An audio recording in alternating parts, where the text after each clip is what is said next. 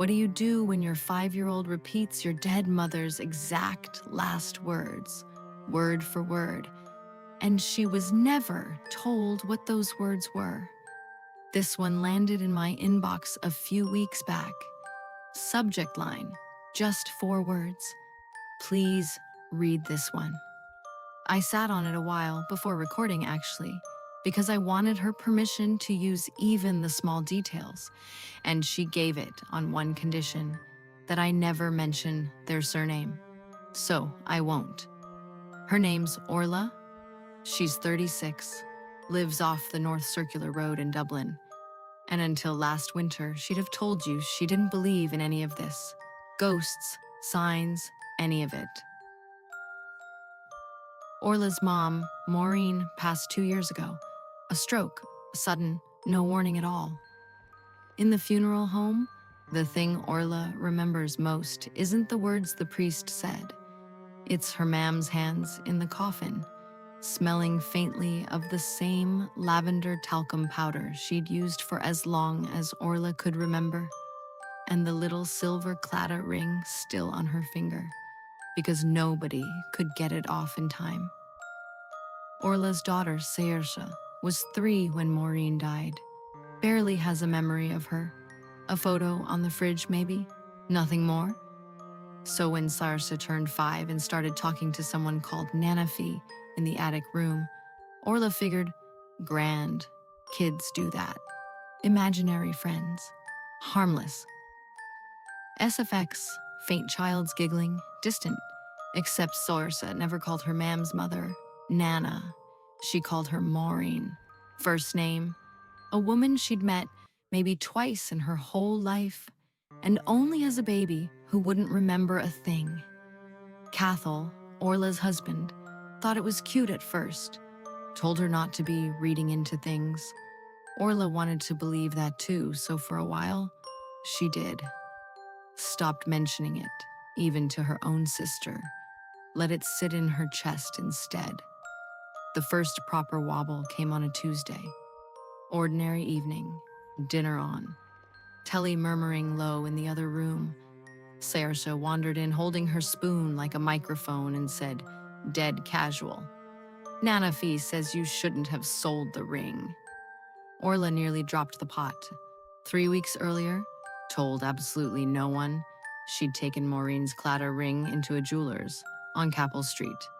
Not sold it, just asked what it was worth. A private, guilty little errand she hadn't even told Cathal about. What ring, love? She asked, voice too high. Saoirse just shrugged and went back to stirring the air with her spoon. For a week, Orla told herself it was coincidence. Then came the phone in the attic. There's an old rotary phone up there still. Black, heavy.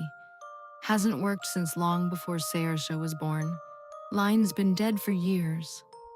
Maureen used to joke about it, half serious, in that dry way of hers.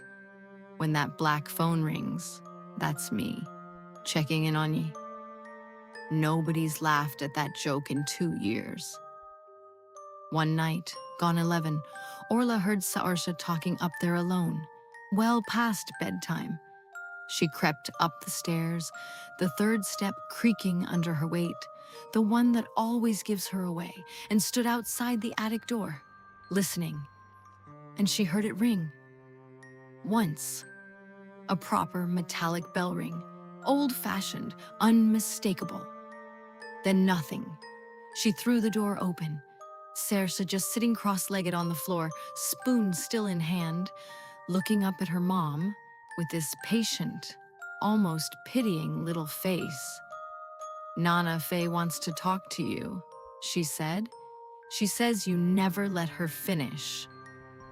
And for that one line, Saoirse's voice wasn't quite a 5-year-old's voice. Flatter, slower, like it was coming through an old speaker instead of a small throat. Orla didn't sleep that night.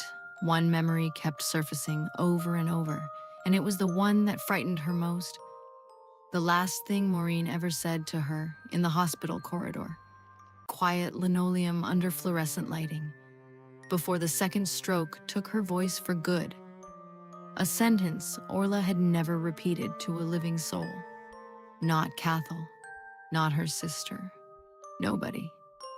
3 days later, over breakfast, cereal going soggy in the bowl, Saoirse said it back to her. Exact wording. Even the little stammer in the middle, the way Maureen always stammered on the letter S when she was tired. Orla went white as the tablecloth. That's the part she still can't explain to herself, let alone to me. Cathal heard the next one himself, so it's not only her word for it. He was standing in the kitchen doorway when Saoirse, out of nowhere, told him to mind his chest. That Nana face said the doctor missed something on the last scan. Cathal had a cardiology appointment booked for the following week, one Saoirse had absolutely no way of knowing about. He went quiet for a full minute, he told Orla after. Didn't touch his tea. They brought in a priest after that, quietly. No fuss. An old family friend. He sat with Saoirse for 20 minutes, asked her gentle, careful questions. Saoirse answered everyone like it was nothing. Described the hospital corridor, the exact color of the corridor tiles. Tiles Maureen would have walked past hundreds of times, and Saoirse had never once seen with her own eyes. He came out of that room a different color than he went in. Orla asked him straight out what he thought. He wouldn't give her a straight answer. Just told her to keep the child close, keep the ring in the house, and not to go looking for anything else up in that attic. Whatever that means, he never said, and Orla stopped asking. The last night of it, because there was a last night, Saoirse went up to the attic on her own again. Orla followed, quieter this time, careful not to spook whatever this was into hiding for good, or worse, into something else entirely. She found Saoirse standing by the old phone, not talking, just listening, small head tilted like she was working something out. Then Saoirse turned around and said, calm as anything. She says, thank you for finishing the sentence. She has to go now, but mind the small blue car. Orla didn't own a blue car. Nobody in the family did. Not then. That was 4 months ago now. Saoirse hasn't mentioned Nanafi since. Not once. Like a light switched off mid-sentence. The attic phone's still up there, silent, still disconnected. Exactly as dead as it's always been. Orla's sister bought a small blue car 2 months after that night, secondhand. Nothing special about it, nothing anyone would look twice at. Nobody in the family said the word out loud yet, not the actual word. But Orla checks the mirrors twice. Every single time her sister's behind the wheel, and she's stopped pretending to herself that it's nothing. If your kids ever said something they had absolutely no way of knowing, I want to hear it. Put it in the comments. I read every single one of these. Until the next one. Mind the small blue car.